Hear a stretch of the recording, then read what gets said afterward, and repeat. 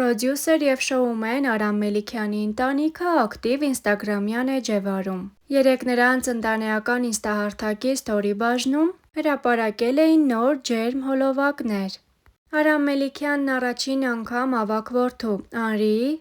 և կրտսեր որդու՝ Տիգրանի հետ ժամանց էր կազմակերպել Լողավազանում։ Առաջարկում ենք դիտել ջերմ հոլովակներն առանց մեկնաբանության։ Առաջի անգամ եկել ենք բասեին երեքով իրար հետ, գնացեք։ Գնա դեմից որ դարձել։ Գնա։ Այսօր ձո չտել։ Տիգ։ Կարանը դեմքը։ Կորդիք ես մղաց է արա։ Բարը ծավը տանը։ Դելը որ չգնաց մատ դեղասը դնեմ գավ։ Մտեմ։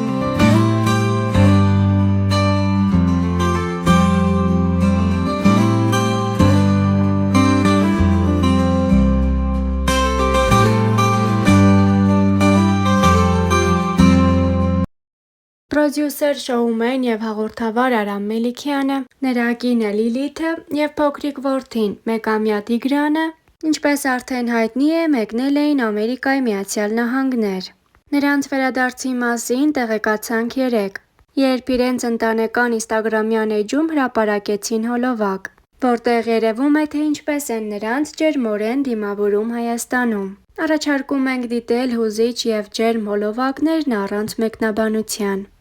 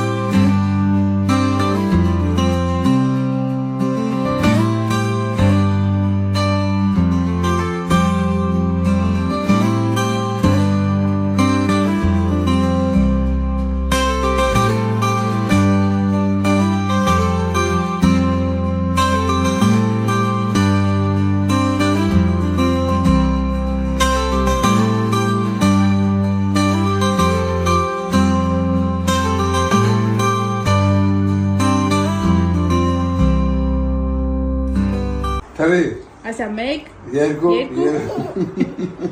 Արա կանգնի։ Արա կանգնի։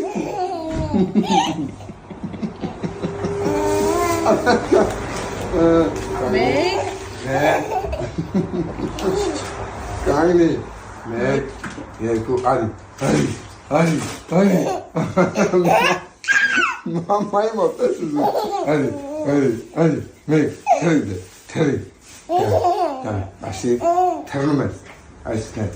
արի, թռնում, մեկ, երկու, արի բոբոն,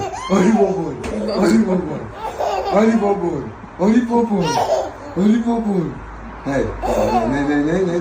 դիշը գնես պապան, դիշը, տերը, մի հատ արի, օբա,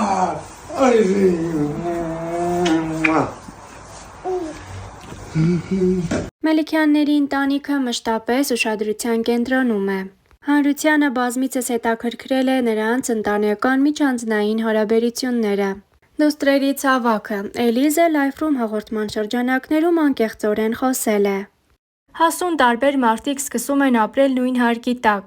Մի կողմից կյանքի որակի լավացում, մյուս կողմից այդ նոր ընտանիքում պետք է ունենաս քո խոսքը։ Ինչպես է տրվել Էլիզային այդ փուլը։ Ես բնավորությամբ հեշտ մարդ չեմ։ Շուտ եմ նեղանում, իսկ Ստելլան ինձ է քաշել։ Մաման էլ պապան էլ փորձել են մեզ շուտ ինտեգրել դժվարությունների ընթացքում։ Միշտ այնպիսինն եմ եղել, որ ինձ ինչ-որ բան մերժել են, ես նեղվել եմ և կարող եմ 2 օր նեղանայի ու սենյակից դուրս չգայի։ Իրենք շատ են օգնել, որ ես այդ էտապից դուրս գամ։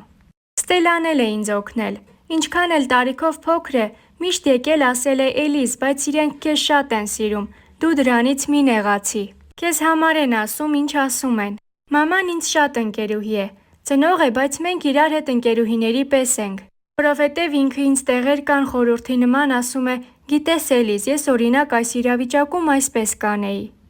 Դա ինձ օգնել է, որ նրանք ինձ մեծի նման են ընդունել։ Երբ իմացավ, որ ուզում են որդեգրել իրենց, ինչպես ընդունեց Էլիզը լուրը և համաձայնվեց։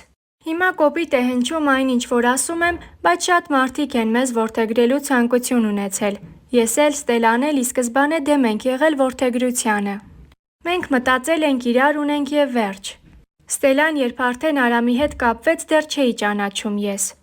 Նա միշտ նկարներ էր ցույց տալիս, իրենցից էր պատմում, ասում էր, որ լավ տեղեր են գնացել, որ շատ լավն են իրենք։ Նա շատ ջերմ պատմում էր, ես ուրախանում էի, որ նրան երջանկացնող մարդիկ կան։ Աշխատանքից գալիս էի, ոչ մի բանից տեղյակ չէի, սպասում էի այդ հանդիպմանը։ Քանի որ ինքս չէի տեսել։ Ես որ ծանոթացա, հուզված էի, չէի պատկերացնում, որ ամեն ինչ լուրջ է, և որ այդքան արագ զարգացավ ամեն բան։ Շատ եմ սիրել իրենց։ Ստելլայի հետ խոսելիս ասում էր, Լիլիթը շատ լավն ա, բարի ա, ինձ շատ ա գրկում, սիրում։ Ես Ստելլային ասեցի դու որոշի։ Իրականում այն տարիքում չեմ եղել, որ ունենայի այդ միտքը։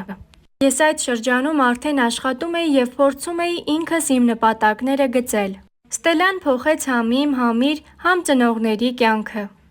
Մենք որդեգրության մասին մտածելիս կարծում էինք, որ կբաժանեն մեզ իրարից, բայց ոնց տեսնում եք, այդպես չեղավ։ Հատուկ կենտրոնից տեղափոխվելը հոգեբանորեն ինչ դժվարություն է իրենից ներկայացրել։